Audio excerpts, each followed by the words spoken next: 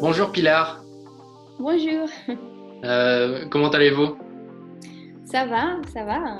Je suis à Majorque maintenant. Ah, ok. Et il fait comment à Majorque là? Il fait beau? Il fait très beau, ouais. Il fait même chaud. Pilar, vous êtes professeur ici chez MB Jean Formation. Oui. Ça fait combien de temps exactement? Là, ça fait 2 ans à peu près. Au début, quand j'ai commencé, j'étais à Flers, du coup, on faisait les cours en présentiel, mais actuellement, je suis en Espagne et on fait les cours en ligne. Comment est-ce que vous vivez ça, la différence entre les cours en présentiel et en distanciel? Bon, au début, quand on a eu le confinement, on a dû s'adapter parce qu'on était habitué à faire les cours en présentiel et c'était différent quand même.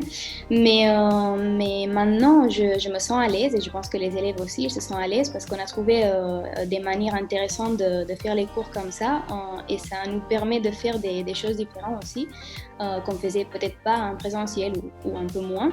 Du coup, je trouve que c'est aussi une opportunité finalement. Dites-nous quelque chose que vous faites en distanciel ou des méthodes que vous utilisez qui sont peut-être différentes de ce qu'on fait en présentiel. Comment vous faites pour garder le contact avec l'élève et faire en sorte qu'il reste intéressé au cours? D'abord, en général, j'envoie les documents qu'on va utiliser pendant le cours à l'élève avant le cours et ça lui permet des fois de déjà regarder le document et la voir s'il veut l'imprimer ou s'il préfère. Des fois, on l'a sur l'ordinateur et ça suffit.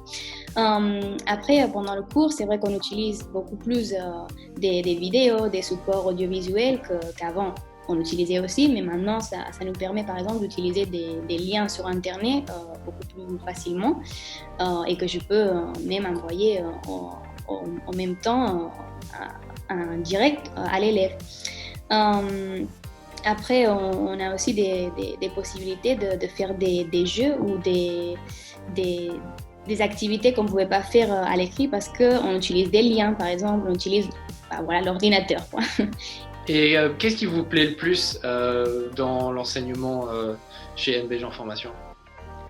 Il y a beaucoup de choses qui me plaisent, mais je pense que ce que j'aime le plus, c'est de voir que les élèves sont intéressés par les cours, pas juste pour la langue, mais aussi pour la culture espagnole, et qu'ils ont envie même si maintenant c'est un peu compliqué, de voyager.